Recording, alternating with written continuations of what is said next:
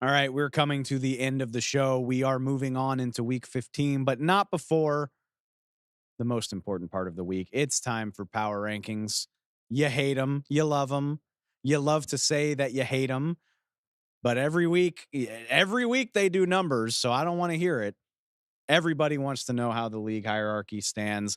I hate it. Can I tell you that? Can I tell you how much I hate making sense of this dumpster fire of a league right now? Consider this, friends. Consider where we stand as we pan out to look at everything. In my last ranking, in my last edition of the power rankings, the number 4, 6, 7, 8, 10, 11, 12, 13 teams all lost. It's a whole bunch of madness to try to sort out. It's a whole bunch of middling records to try to put on top of each other. We're going to focus on the upper half of the league right now because that's the easiest part to figure out, or easier, I should say. So, with all due respect to everybody fighting down in the teens and the 20s, let's start at number 11, falling 5 spots from last week. They are one of my disappointments. The Detroit Lions taking the 11th spot heading into week 15. We talked about it on Monday's show, so we don't need to go too deep into it, but how do you ignore the bad vibes coming from the Lions, particularly on the defensive side of the ball? In my opinion, they can't get stops. They don't look as ferocious as they did earlier in the season. The pass rush not doing what you'd prefer. The secondary's banged up. They've lost 2 of their last 3. They should have lost to the Chicago Bears one time. They did the second time. There's time to figure it out, and they are leading the division, but just not trending in the right direction. I've got them falling a whopping 5 spots. Even on a weekend when a lot of teams lost, start to feel like the Lions just aren't in that class with a lot of the other teams at the top of the league. Meanwhile, into the top 10 at number 8, jumping up 7 spots, I've got the Cleveland Browns. And I get it.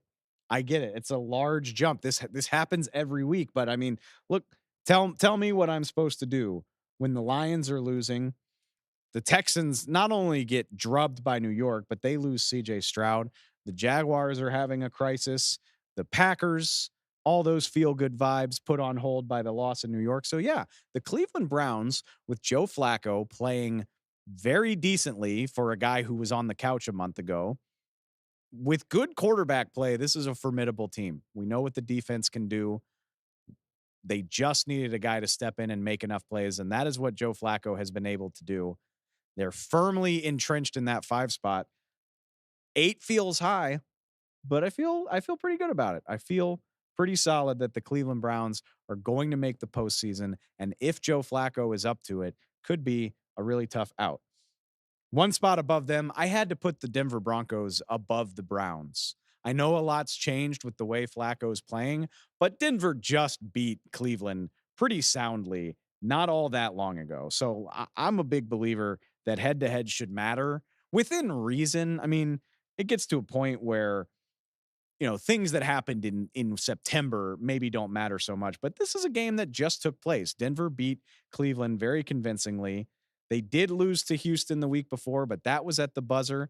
They have been playing much, much better football. And the funny thing is, I'm not all the way sure how. Like, the defense is better, but it's not amazing, but it gets enough stops to get the job done. Russell Wilson, sometimes he's just throwing up prayers to Cortland Sutton, but it seems like it works more often than not. I don't know how sustainable this is, but you can't argue with the results. And in a situation where so many other teams are failing to get the job done, that hasn't been the case for Denver for most of the last 2 months. So got them up at number 7, all the way up at number 5. Yes, you read that correctly.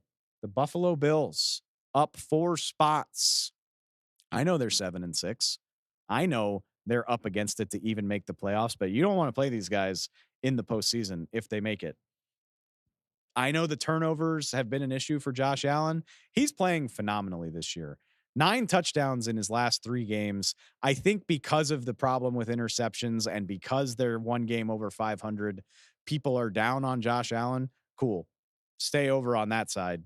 This is a firmly pro Josh space right here. And I think he's going to give them a chance to make some serious noise if he keeps this up. I don't know how the defense is going to do it.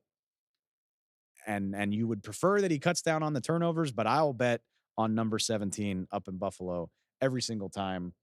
Yeah, the Bills, 7-6, but 5th in the NFL power rankings. I'm fine with it. One spot above them, Philadelphia Eagles. I was all set to drop the Eagles further, honestly. They've gotten their doors blown off 2 weeks in a row. But then the Miami Dolphins go and lose to the Tennessee Titans. They throw everything into upheaval. And look, I know it's been bad for the Eagles over the last 2 weeks.